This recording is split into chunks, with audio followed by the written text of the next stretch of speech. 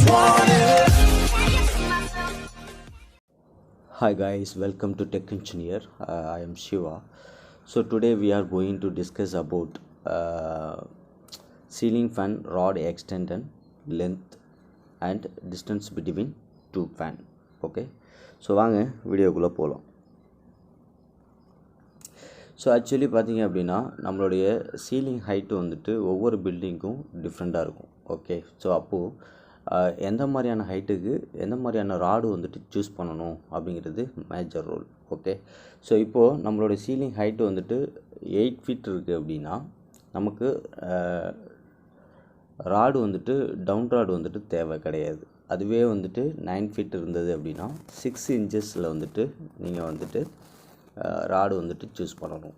10 இருந்ததுன்னா 10 ஃபீட் ஹைட்டில் ஒரு சீலிங் இருக்குது அப்படின்னா அங்கே நம்ம யூஸ் பண்ணுற சீலிங் ஃபேனுக்கான ராடு பார்த்திங்க அப்படின்னா 12 இன்ச்சஸ் இருக்கணும். ஓகே, ஸோ அதே போல் 11 ஃபீட்டுக்கு வந்துட்டு 18 இன்ச்சஸ், 12 ஃபீட்டுக்கு வந்துட்டு 24 இன்ச்சஸ், 13 ஃபீட்டுக்கு வந்துட்டு 36 இன்ச்சஸ், 14 ஃபீட்டுக்கு வந்துட்டு 48 இன்ச்சஸ், 15 ஃபீட்டுக்கு 60 இன்ச்சஸ்.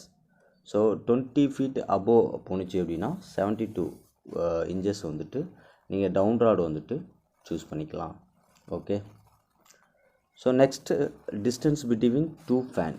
ஆக்சுவலி பார்த்திங்க அப்படின்னா ஒரு பெரிய ஹாலில் வந்துட்டு மல்டிபிள் ஃபேன்ஸ் வந்துட்டு யூஸ் பண்ணியிருப்போம். ஓகே, ஸோ அப்போது அந்த ஃபேன் வந்துட்டு ஒவ்வொன்றுக்கும் எவ்வளோ வந்துட்டு டிஸ்டன்ஸ் இருக்கணும், ஒவ்வொரு ஃபேன்லேருந்து இன்னொரு ஃபேனுக்கு வந்துட்டு எவ்வளோ மீட்டர்ஸ் வந்துட்டு டிஸ்டன்ஸ் இருக்கணும் அப்படிங்கிறது பார்க்குறோம். இப்போ நம்ம யூஸ் பண்ணுற ஃபேன் வந்துட்டு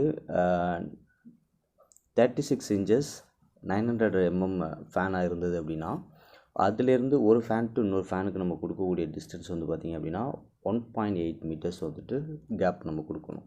ஓகே, அதுவே நம்ம யூஸ் பண்ணுறது வந்துட்டு 42 இன்ச்சஸ் ஃபேனாக இருந்தது அப்படின்னா நம்ம 2 மீட்டர்ஸ் வந்துட்டு கொடுக்கணும். 48 இன்ச்சஸ் 1200 mm இருந்தது அப்படின்னா 2.5 மீட்டர்ஸ் வந்துட்டு நம்ம வந்துட்டு டிஸ்டன்ஸ் கொடுக்கணும்.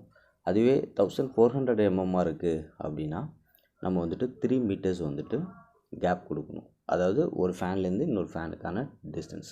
ஓகே, ஸோ இந்த ஸ்டாண்டர்ட் பார்த்திங்க அப்படின்னா CPWD ஸ்டாண்டர்ட். ஓகே, ஸோ இதுபடி தான் நம்ம வந்துட்டு ஒரு ஃபேனை வந்துட்டு ஃபிக்ஸ் பண்ணும்போது நம்ம வந்துட்டு கால்குலேட் பண்ணிக்கணும் எவ்வளோ கேப் கொடுக்கணும் அப்படிங்கிறது. ஓகே, ஸோ தேங்க்ஸ் ஃபார் வாட்சிங் tech engineer. Have a great day. உங்களுக்கு இந்த வீடியோ பிடிச்சிருக்கும்னு நம்புகிறேன். அண்டர் தென் பாய்.